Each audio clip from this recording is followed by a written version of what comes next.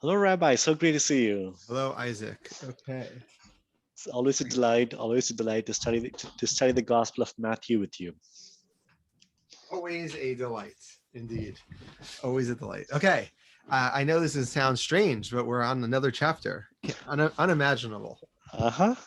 Well, I'm hoping that this chapter doesn't have heavy themes like Matthew 5, but I look forward to it. I'm sure it does. Okay, so let's get chapter. We're still on the Sermon on the Mount. We haven't left, but we're done with the antitheses, and now we're going to switch to different topics of classic rituals, namely charity or classic religious rites. That's maybe a better way to say it. So the Gospel according to Matthew, chapter 6, verse 1. Beware of practicing your righteousness before other people in order to be seen by them, for then you will have no reward from your Father who is in heaven. Aye. Another threat. Doesn't stop. But isn't it a strange way to start a chapter? Beware, as in beware, like beware has got a negative connotation, right? It's not saying do this, it's saying don't do this.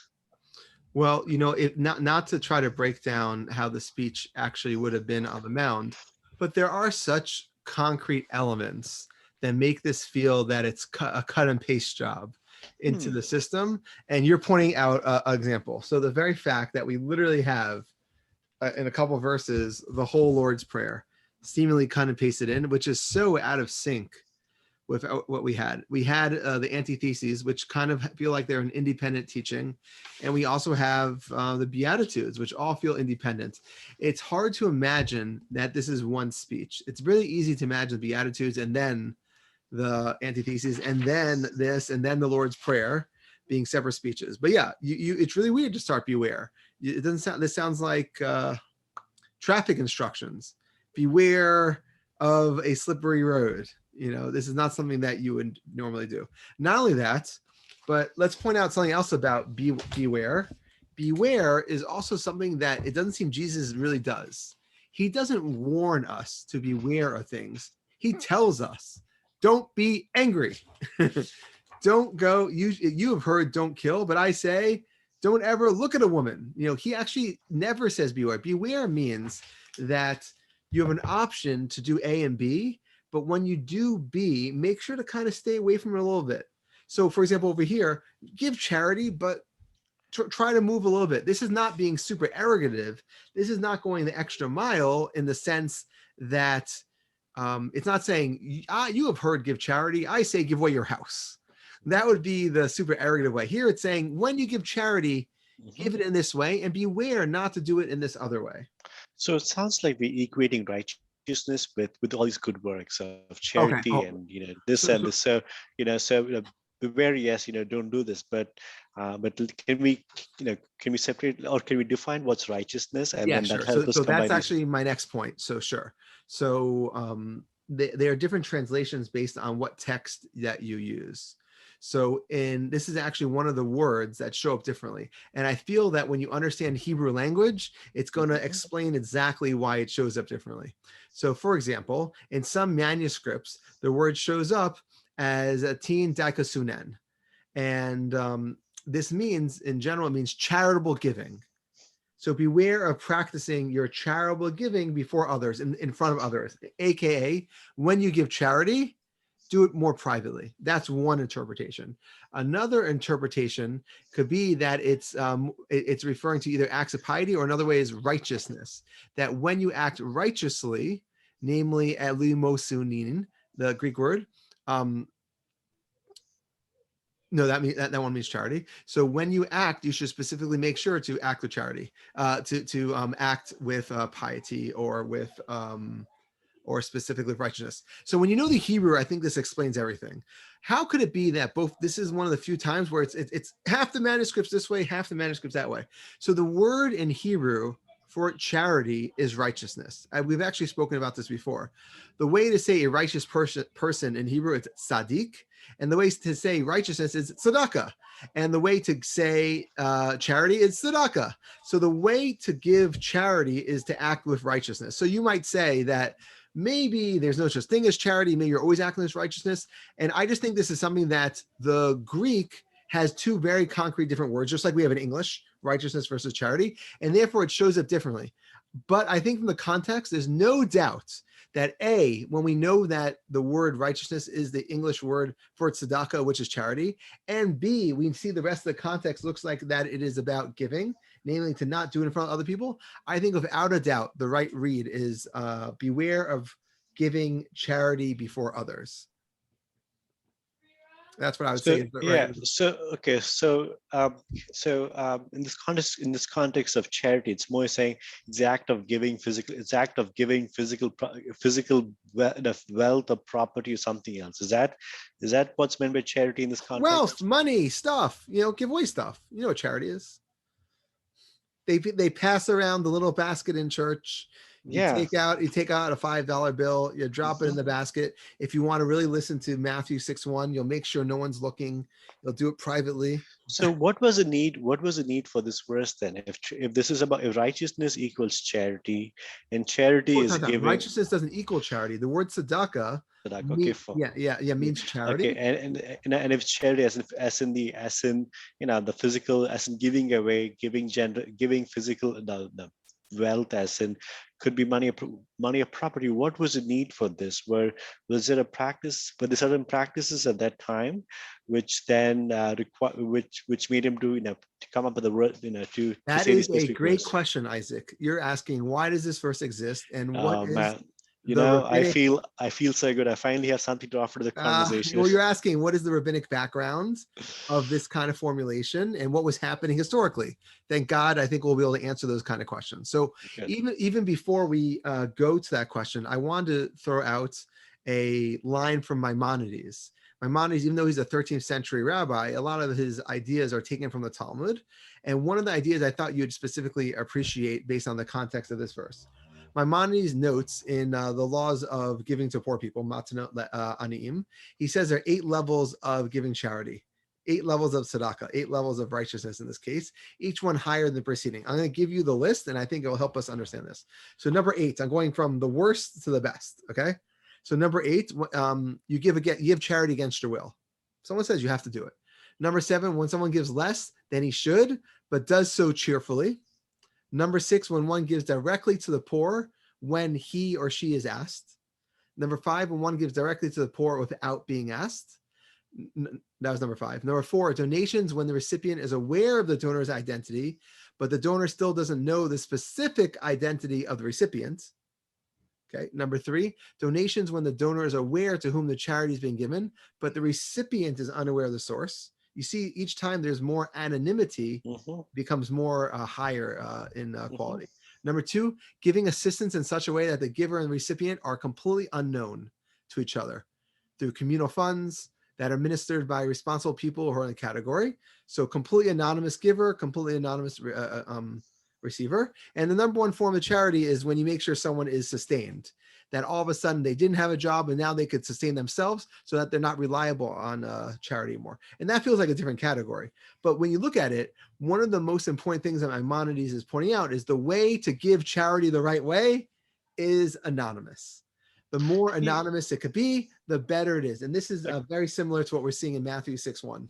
Okay, so can we take a step back? So it sounds like charity is a central theme within Judaism, or because if Is there's so what? much of the charity is a central theme, is a central Yeah, it's a uh, commandment. it's a It's a commandment. commandment to give charity in Judaism. Okay, so is charity limited to only financial wealth? What about help? If somebody helped you, do you have to know? Like for example, let's say that they're sick and there's nobody there to do some housework or do something or and your neighbor helped you. Would that also qualify as charity? Should that neighbor No. be enough? So there's righteous actions and then there's gifts. Usually charity, you could act charitable in English 100%, and you could act righteously, but to give charity means to physically to lose some of your wealth and make someone else richer. There has to be a sense of transfer of funds. You could act with chesed, which is act just do good actions. So if you give someone your time, that might feel like charity, but the charity we're talking about here is giving financially. So could you help me understand why? Like why the focus only on financial wealth and not on the other aspects of giving? Like right now, you're giving me the gift of your time, right? Like no amount of money can equal that. And so when you're saying that only financial wealth matters, but the gift of time and attention doesn't matter, to me it seems a bit. And I'm trying to wrap my head around this. So why the focus on financial wealth Well, and I not mean, and I feel like I could throw that question back at you. You know, even when we read on this chapter, we go to like 6:19. We also says, "Do not store up yourselves treasures on earth, where moth and rust consume, but you know, and when thieves come and steal stuff." Jesus seems to be very focused on property and making sure that you don't identify with that property. He seems to be somewhat, I don't want to say anti-capitalistic, but he seems to be very focused on the fact that it's normal human nature to acquire objects and to identify them and make them part of your being, and Jesus doesn't like that. And you know, after the Beatitudes, we go through these six really primal concepts, but the very next two concepts are like I think very fundamental to religious life: okay. So thank you. charity, charity, and prayer. So thank you for that background. So would you also go on to say that that this was a theme within Judaism at that time? Now we say Jesus didn't want people to be, Jesus did not want people to identify with physical wealth, but was he quoting wasn't he quoting rabbinical scriptures at this time, or so was this a Right. So common so we're going to see the rabbinic scriptures, and I don't call them scriptures, the rabbinic texts in a second. But over here, we could say that you can't speak universally about what Judaism's attitude towards property at this time was, because the Essenes had a very different attitude. The Dead Sea Scroll people had a different attitude to the Sadducees, and the Sadducees had a different attitude to the Pharisees. A lot of times when I speak, a lot of times I'm telling you the ideas from Pharisaic Judaism as passed on through the Talmud. But in this situation of ownership, the Essenes, for the most part, didn't have private ownership. For the most part, they had socialist kind of communalist kind of ownership. So it's hard to speak about Judaism universally here, but to say that in all religions, it's a universal concept that if you're a glutton for property, if you're just trying to amass your wealth, you're acting like a jerk. If you look at the hatred that Jeff Bezos experiences today, literally, even though he hasn't even cashed out half his stock, the hatred that people feel like, oh, the workers at Amazon, they make this much. Jeff Bezos makes this much in an hour. That seems to be unfair. They're not evaluating all the factors. There's a hatred and maybe possibly a jealousy that people feel when they look at a person that's more wealthy than them. And Jesus over here is saying that, you know, you just can't take pride in the fact that you're giving money to someone else. It's not your money to give. You're really representing God's allowing you to give that. And he says you shouldn't let people see you doing it. When you see the whole idea of Maimonides, they said, is that the anonymity is based on the fact that you're not supposed to have a relationship with the person you give money to. The person you give money to is acting almost like a child. They'd be dependent upon you. And you're not trying to create a father-child or mother-child relationship through giving charity. Charity is meant to sustain the person, to get the person off the streets, get them on their feet, help them get a job. But it's not meant to be like, oh, now I am your new godlike, father-like, mother-like matriarch that I'm now here to support you. It's meant to be a band-aid that's meant to be fixed. But there's also the other side of how does someone feel when they give charity? Maybe they feel like $1,000,000. I've heard someone speak about the idea of a vampire, that when you give charity, you're sucking someone's blood. You're taking from them more than you're giving to them.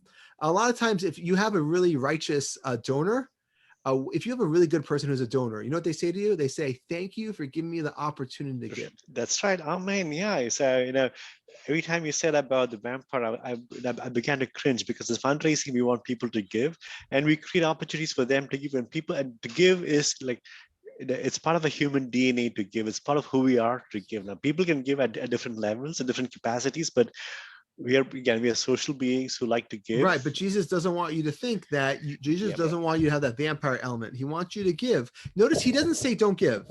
Beware when you give. It's almost taken for granted that you're going to give. Okay, let me give you some rabbinic texts to maybe place this in its historical and rabbinic background. I'll just read you three, which I think there's so many rabbinic texts that this parallel. I can make a list.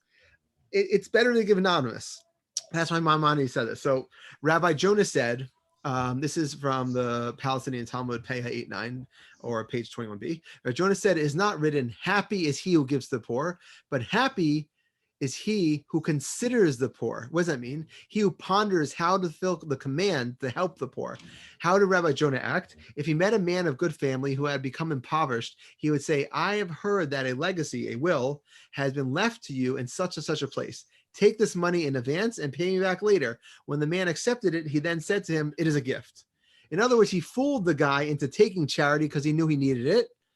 And then he was able to make sure that it stayed as a gift, it stayed as charity. So that's one example where we see that was not anonymous, but he was literally lying to the guy in order to make sure the guy doesn't feel shamed. So I think that's one example. Another example we have from Chagiga 5a, the Babylonian Talmud, when Rabbi Yanai saw that someone give a zuz, some money to a poor person in public, he said, it were better not to have given rather than to have given him and shamed him. And I think this is exactly the attitude. This is, you can almost give this as the commentary on 6:1 in Matthew, because what's the reason you shouldn't do it in public? Number one, it's shaming him. Number one, it's giving you this false sense of ego. So what we're saying in that Gemara, in that Talmud, out of consideration for the sensibilities of the poor, the rabbis consider the best form of giving, of almsgiving, to be that in which neither the donor nor the recipient knew each other. So, Rabbi, in this case, does it mean I can expect $1 million check from you in the mail, and it's going to come as a pleasant surprise? To you, I think what we're saying here to you would be a waste, because the whole idea is you're supposed to give charity to people who need it. It's never undermining or missing the point. So if you were on the street, penniless and homeless, then yes, you should expect a check from me for something about $5 to $10, but anonymously, cross out my name. But over here, I think where a lot of times we see that Jesus was very much going against the current and giving a super arrogative element to the rabbinic dictum. Over here, I think he's very much representing the Jewish attitude. That the element that he adds, which I think is not so obvious, is that he's saying, for you have no reward from that from your Father in heaven. Judaism would never say that. Judaism would never say that if you do a commandment for the wrong reason or in order to get your ego, they're saying you got probably much less merit than you would have gotten, but you still get merit. If you do something for the wrong reason, for the most part, we say, do it for the right reason next time, but thank you. So if someone gives $1 million, the example I give to people when I'm studying about fundraising is that imagine you have two brothers who inherit a estate, and then the family says, whoever, they give away how much they want to charity before they divide it. And then one brother gives the whole thing away in order to spite his brother. He goes, I'm going to make sure all the money goes to charity, and therefore I won't have anything, but also you won't have anything. So when we hear that, a lot of times, this brother's a little evil. He's giving away the money for the wrong reason. That being said, he maybe was going to let's imagine the holy heavenly reward. He might get 10 demerits for that, but he's also getting 1 merit for still making the money and the influence that the money has. So I think that scale still exists, but Jesus is denying that scale in this 6:1. He's saying the second that you do that, for then you have no reward from your Father in heaven. See, that's the part I'm so intrigued. So in a sense, Jesus is equating giving on this earth, he's equating charity or physical acts of giving away physical wealth to reward in heaven. And I can't quite fathom. You get reward for doing commandments and for doing good things. What's wrong with that? So wow. Okay, as a Christian, from a Christian perspective, with all my Pauline theology, I find this really hard to grapple with. Now, I take this probably for the initial audience, they were all Jews, and they probably felt, oh yeah, this makes sense. You do righteousness, and then you have a reward in heaven. But then, so this makes me wonder. I understand. Are the Christians not worried about the reward in heaven now? That's not any Christians I know. Well, not me over here. So what is this reward in heaven? What could one possibly even equate? Your heavenly reward. This is so confusing to me. Your heavenly reward. What is? I don't know. It's in the car. Your heavenly reward is your heavenly reward. What is the big car, a big house, or what? What is it? Is it $1 million in heaven, or what is it? Isaac, what do you imagine takes place after you die? Where do you? I really don't know. The truth is, oh my God. Okay, imagine that you're a more standard Christian. What do standard Christians, like the overwhelming majority of people, believe when they die? What happens to them? Well, I'll tell you. I've seen it in a lot of cartoons. You go to heaven, and in heaven you get a reward that maybe could be only we can understand by a homonym as being physical. But you get a spiritual reward, something that your soul I think the biggest reward soak up and enjoy. my thinking is not clearly formed on this. My understanding is reward as in the act of being with somebody. That's a big the reward is being in the presence of God. If heaven is where God dwells, the act of or the gift of being there is the Okay, so that's biggest fine. reward. I do not know. So I do not know So what else the can be. parable that we say for yours is that maybe heaven is like a stadium, and God is in the center playing the football game.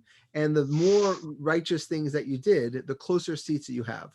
So I don't think so. So I don't think so. The closest matters because of who God. Again, we think yes, it's a parable. It's meant to just you're fine. help you understand a spiritual thing in a physical world. So was that idea common also within Judaism? If we spoke about reward and heaven, so this then Everyone talks about you getting some reward. Why are you doing all this stuff in this world from this juvenile perspective? You do all this stuff because you want the reward in heaven, no?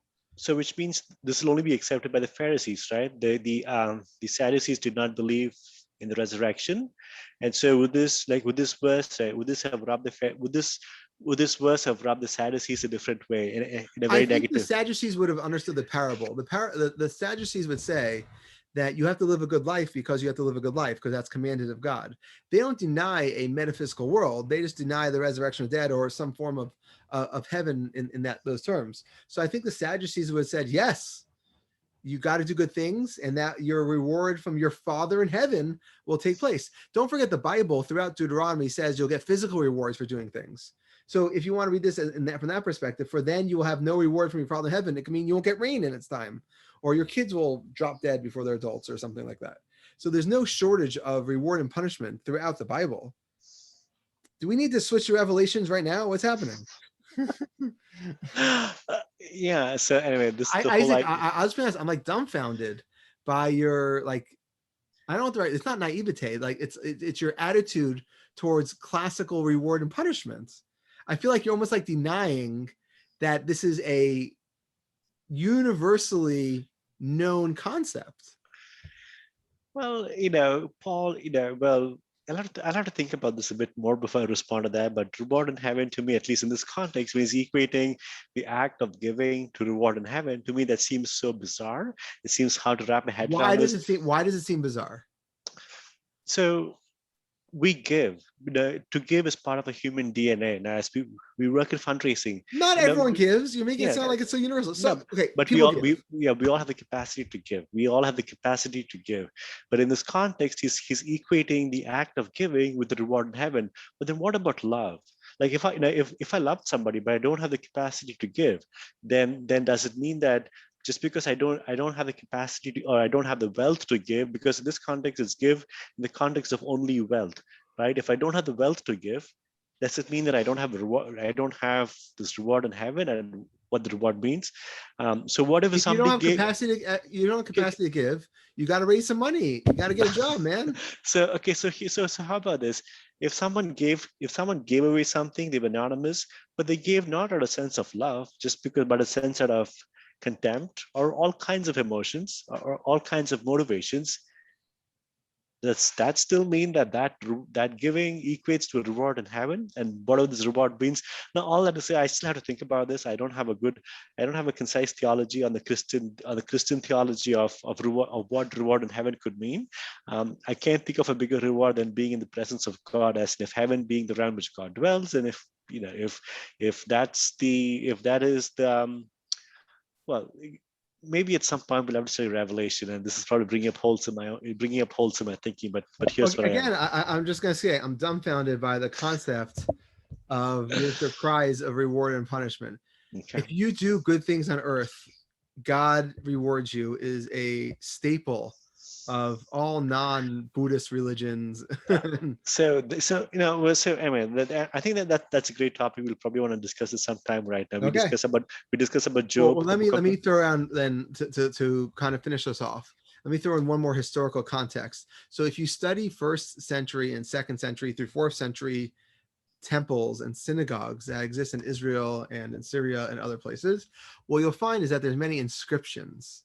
And those inscriptions, there's many reasons that you give that the inscription will say, a lot of times it'll say who donated this piece in the synagogue.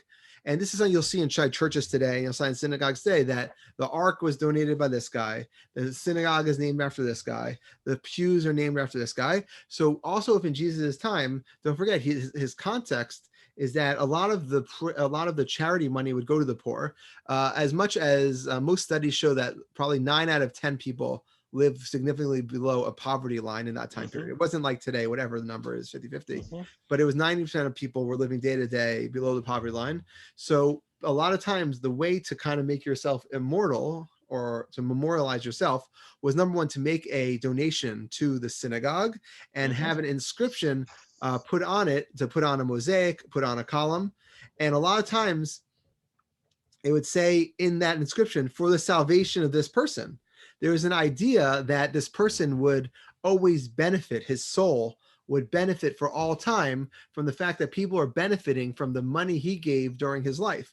And this is something that I find very, very common in religions today. A lot of times they say, like, I gave money, and the fact that I gave it, the merit of these people I share, the merit of the people who are using the money that I donated, I share the merit in heaven. So I think that Jesus was also coming from this context that he says that people would give money to these synagogues. They would stick their names on the synagogue, and forever they'd be known as the person who made this possible. But that's definitely something that Jesus would find anathema, because nothing would be possible without God. So I think that Amen. I can take the second part what you just mentioned is so well apt. Now, just as you were talking, I was reminded of an article which was published earlier this year, which spoke about Jewish philanthropy and how Jewish philanthropy giving is a part of Jewish philanthropy. And I'll have to go refer back to that article. They spoke about tikkun olam, to create a better world, and they also combine that with a different phrase. But anyway, I was reminded of that research in fundraising. While discussing on this, I will circle back to you on that research. Yes. Okay. Well, I think we'll call it a day. But we'll be talking about more charity in the upcoming 2 verses. But overall, I think the main attitude is donate anonymously, because you want your merit in heaven. Rabbi, on that note, I can always, I can be a anonymous recipient. You don't have to tell me who you are. Just send me the blank checks in a mail, and I'll gladly accept them. Understood. Okay. Okay. On that note, Rabbi, thank you. I'll speak to you soon. Goodbye.